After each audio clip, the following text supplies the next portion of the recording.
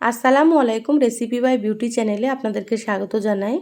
আজ আপনাদের সঙ্গে শেয়ার করব পটলের মধ্যে ডিম দিয়ে ভীষণ সুন্দর একটা রেসিপি। আপনারা পটলের অনেক রকম রেসিপি খেয়েছেন, এইভাবে একবার রেসিপিটা রান্না করে খেয়ে দেখুন। পটলের এই রেসিপিটা মাছ মাংসের স্বাদকেও কিন্তু হার মানাবে। তো অবশ্যই আপনারা স্কিপ না করে পুরো রেসিপিটা দেখে নেবেন। আশা করছি আপনাদেরকে এই রেসিপিটা খুবই ভালো লাগবে। তো চলুন কথা না বাড়িয়ে রেসিপিটা শুরু করি। এখানে দেখুন পটল কেটে নিয়েছি। তো এখানে আমি 500 গ্রাম পটল কেটে নিয়েছি। প্রথমে পটলের খোসাগুলো ছাড়িয়ে নিয়েছি, তারপরে এইভাবে করে কেটে নিয়েছি। আপনারা হয়তো দেখেই বুঝতে পারছেন। তো পটলগুলো খুব ভালোভাবে ধুয়ে পরিষ্কার করে পানিটাকে ঝরিয়ে নিয়েছি। আর এখানে আমি আমার পরিমাণ মতো নিয়ে নিয়েছি, আপনারা আপনাদের পরিমাণ মতো নিয়ে নেবেন। পটলগুলো সাইডে রেখে দিলাম। এবার গ্যাস অন করে কড়াই দিয়ে দিলাম। দিয়ে দিচ্ছি এখানে 2 টেবিল চামচ সরষের তেল। তো এখানে আমি সরষের তেল দিয়ে রান্না করব, আপনারা চাইলে সাদা তেল দিয়েও করতে পারেন। তেল খুব ভালোভাবে গরম করে নেব। প্রথমে তেলটা খুব ভালোভাবে গরম করে নিতে হবে। দেখুন তেল গরম হয়ে গিয়েছে। এবার আমি কেটে রাখা পটলগুলো দিয়ে দিলাম। এখানে আমি 2টো আলু কেটে নিয়েছি, আলুগুলো দিয়ে দিচ্ছি। আপনারা চাইলে আলু ছাড়াও কিন্তু রান্না করতে পারেন। তো এখানে আমি আলু দিয়ে রান্না করব। এবার আমি এখানে দিয়ে দিচ্ছি হাফ চা চামচ লবণ, দিয়ে দিচ্ছি হাফ চা চামচ হলুদ গুঁড়ো। এবার গ্যাসের আঁচ হাই হিটে রেখে পটল আর আলুগুলো খুব ভালোভাবে ভেজে নেব। একটু সময় নিয়ে ভেজে নিতে হবে, তাতে করে রান্নাটা কিন্তু খেতে বেশি ভালো লাগবে। আর পটল না ভাজলে কিন্তু খেতে ভালো লাগে না। অবশ্যই পটলগুলো সুন্দর করে ভেজে নিতে হবে। তো যারা ভিডিওটি ইউটিউব থেকে দেখছেন প্লিজ চ্যানেলটা সাবস্ক্রাইব করে চ্যানেলের সাথেই থাকবেন। বেল বাটন অন করে রাখবেন, তাতে করে আমি যখনই ভিডিও আপলোড করব আপনারা সবার আগে নোটিফিকেশান পেয়ে যাবেন। যারা ফেসবুক পেজ থেকে ভিডিওটি দেখছেন প্লিজ একটা লাইক দিয়ে পেজটা ফলো করে রাখবেন। দেখুন পটল আর আলুগুলো সুন্দর করে ভেজে নিচ্ছি। কালারটা চেঞ্জ হয়ে গিয়েছে, দেখুন এরকম একটু লাল লাল করে ভেজে নিতে হবে। পটলগুলো ভাজা হয়ে গিয়েছে, এবার আমি তুলে নিচ্ছি। পটলগুলো তেল ঝরিয়ে তুলে নেব। আপনারা হয়তো দেখেই বুঝতে পারছেন পটলগুলো আমি কিভাবে ভেজে নিয়েছি। আপনারাও কিন্তু এইভাবে ভেজে নেবেন, তাহলে খেতে অনেক বেশি ভালো লাগবে। আমার চ্যানেলে আরও অনেক রেসিপি আছে, চাইলে আপনারা রেসিপিগুলো দেখে আসতে পারেন। কিছু রেসিপির লিংক আমি আই বাটনে দিয়ে দেব, আপনারা সেখান থেকেও দেখে নিতে পারেন। ওই কড়াই আবারও দিয়ে দিলাম 1 টেবিল চামচ সরষের তেল, হাফ চামচ দিয়ে দিলাম কালো জিরা, অল্প একটু দিয়ে দিলাম পেঁয়াজ কুচি। তো এখানে আমি পেঁয়াজ বাটা ব্যবহার করব, সেজন্য অল্প করেই দিয়ে দিলাম। এবার নেড়েচেড়ে পেঁয়াজটা ভেজে নিচ্ছি। কালো জিরা দিলে ফ্লেভারটা কিন্তু খুবই ভালো আসে। তো যারা পছন্দ করেন দিয়ে দেবেন, যারা পছন্দ করেন না স্কিপ করতে পারেন।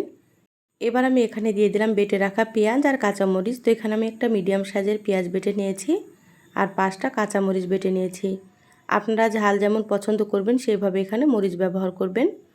হাফ চা চামচ দিয়ে দিলাম আদা বাটা আর হাফ চা চামচ দিয়ে দিলাম রসুন বাটা। এবার একসাথে মশলাগুলো খুব ভালোভাবে একটু ভেজে নেব, কাঁচা গন্ধ চলে যাওয়া পর্যন্ত। এভাবে 2 মিনিট ভেজে নিলেই কিন্তু সুন্দর মতো ভাজা হয়ে যাবে। দেখুন মশলা ভেজে নিয়েছি। এবার এখানে দিয়ে দিলাম স্বাদ মতো লবণ। প্রথমে আমি পটল আর আলু ভাজার সময় লবণ দিয়েছিলাম, সেটা বুঝে আমি এখানে লবণটা দিয়ে দিলাম, আপনারা সেভাবে দিয়ে দেবেন।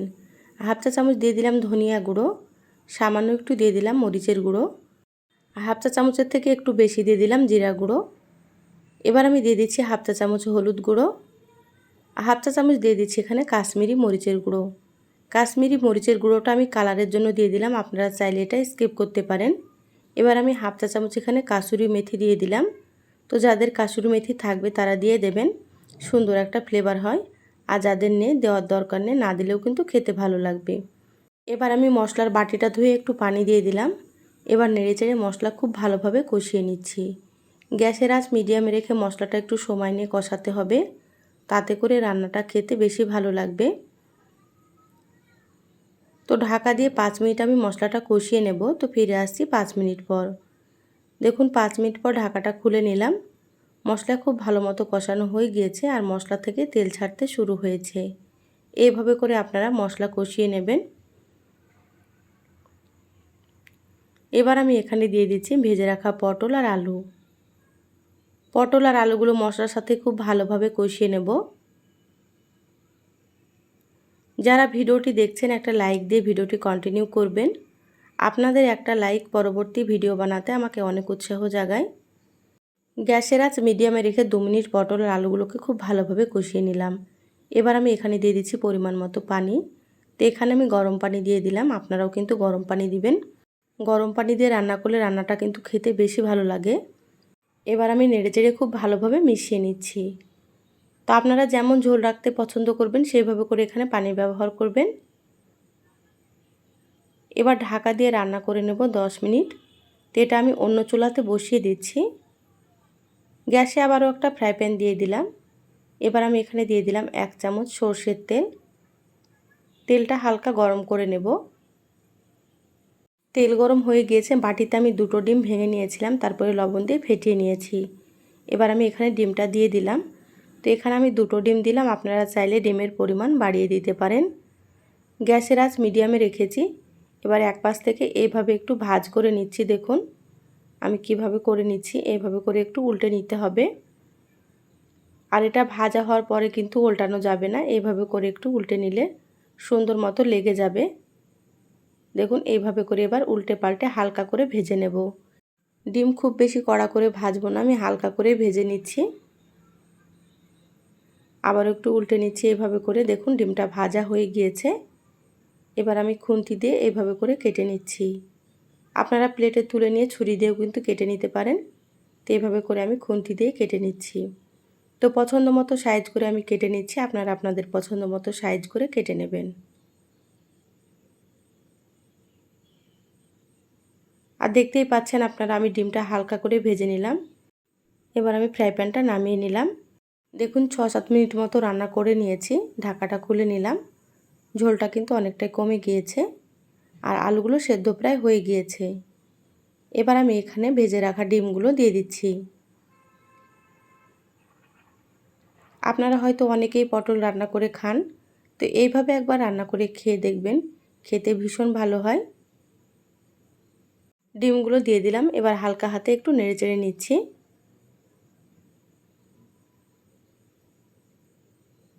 ঢাকা দিয়ে আরও 5 মিনিট রান্না করে নেব।